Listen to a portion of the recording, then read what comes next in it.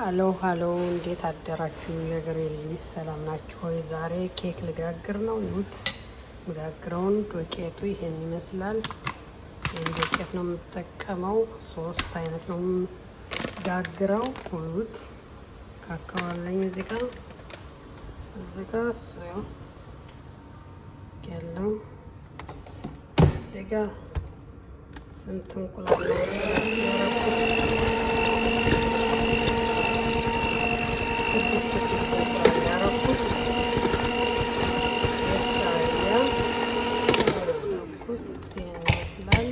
ነው እዚህ ጋር ወተት አለኝ።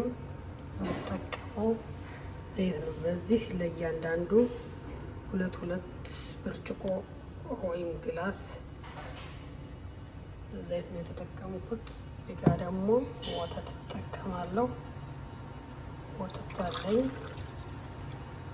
ወተታው 2 ነው የምጠቀመው እና የሀገሬ ልጆች ሰብስክራይብ ላይክ አድርጉ።